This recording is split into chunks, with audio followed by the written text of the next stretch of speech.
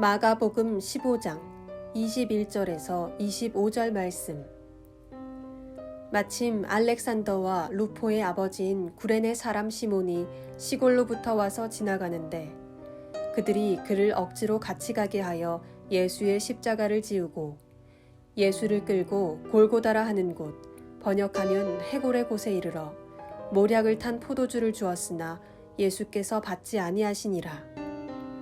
십자가에 못 박고 그 옷을 나눌새 누가 어느 것을 가질까 하여 제비를 뽑더라. 때가 제3시가 되어 십자가에 못 박으니라.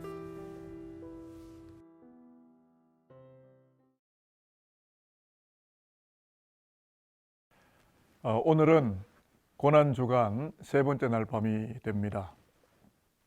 예수의 십자가를 대신 지고 갔던 구레네 시몬을 묵상하고 그로 인하여 우리의 신앙 성장판을 조금 더 자극해보는 참 의미 있는 시간을 가지려고 합니다.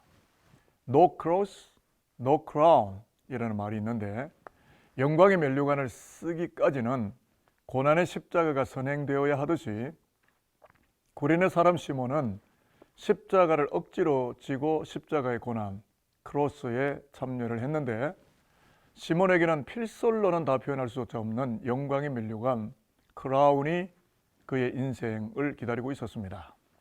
기독교 역사가 그것을 증명하고 있고 성서가 그것을 뒷받침하고 있습니다.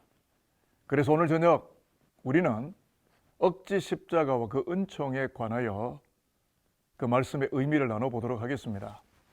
프랑스 크르시카 섬에 있는 사틴 마을에는 매년 고난주간이 되면 십자가 행렬 행사를 한다고 합니다. 중세 때부터 지금까지 지켜오는 유명한 행사인데 십자가를 진 사람은 다른 사람들이 식별할 수 없도록 얼굴에 붉은 마스크를 쓰고 31파운드 쇠사슬을 끌고 1마일 반, 즉 약 2.5km를 맨발로 행진합니다.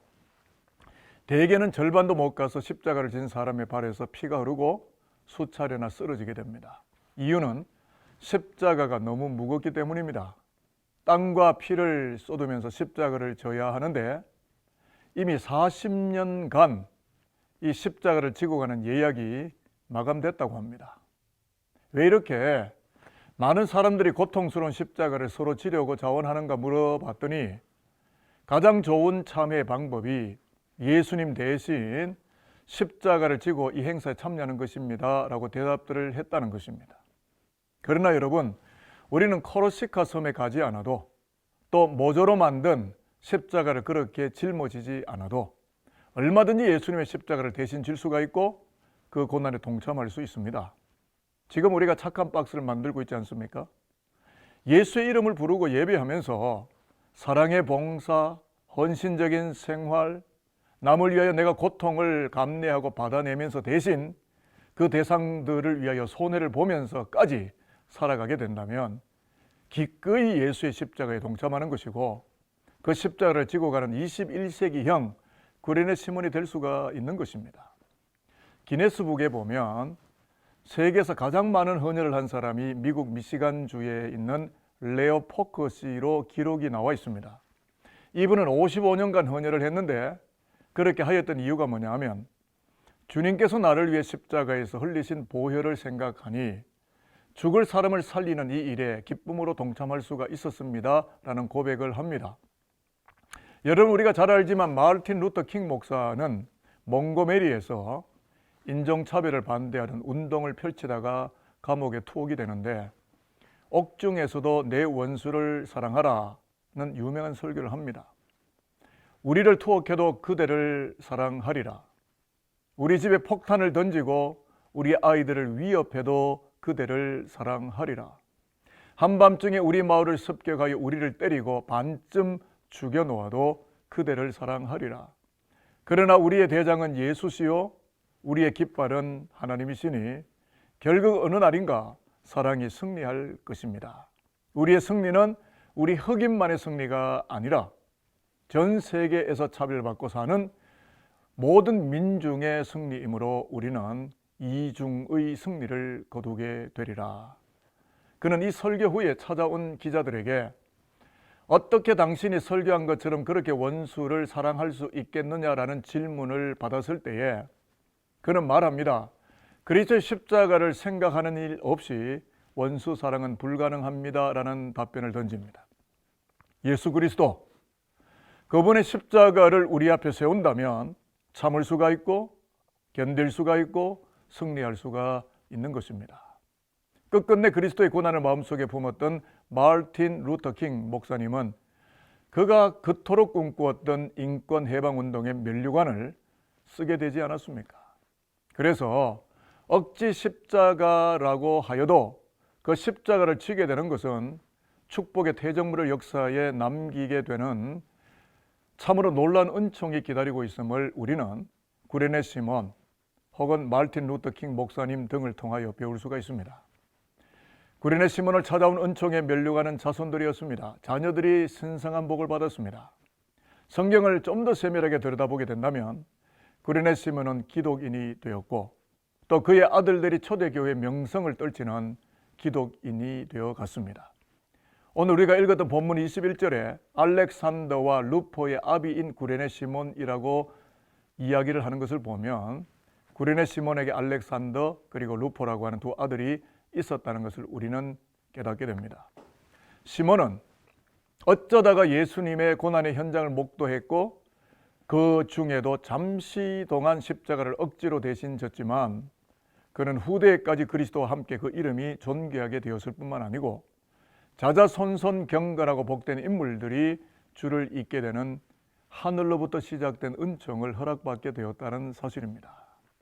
지금도 성경은 너무나도 일관성 있게 말씀합니다. 그것은 그리스도의 고난에 참여한 자들에게는 영광이 기다리고 있다는 것입니다. 베드로전서 4장 13절은 다음과 같이 말씀합니다. 오직 너희가 그리스도의 고난에 참여하는 것으로 즐거워하라. 이는 그의 영광을 나타내실 때에 너희로 즐거워하고 기뻐하게 하려 함이라. 아멘. 그렇습니다, 여러분. 그렇기 때문에 오늘 밤 우리의 신앙을 다시 한번 결심합시다. 구레네 시몬과 같이 억지로라도 십자가를 짊어지려 함으로써 어김없이 찾아드는 하늘의 은총을 힘입어 살아가는 기독인이 되도록 합시다.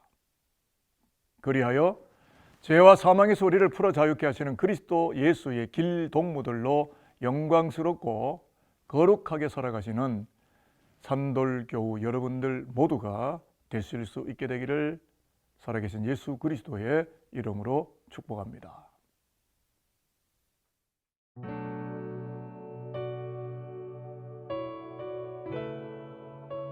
구레네 시몬의 기도.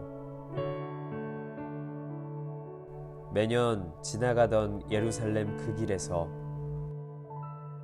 억지로 지게 되었습니다. 그분의 십자가를.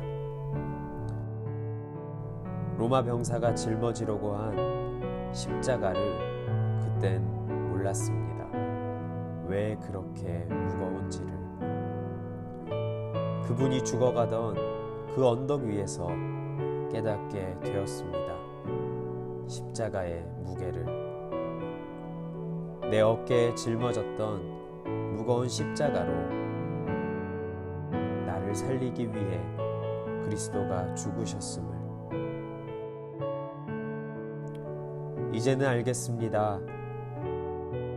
그리스도가 당한 고난에 동참하는 것이 축복과 은총의 시작임을 이제는 자랑합니다.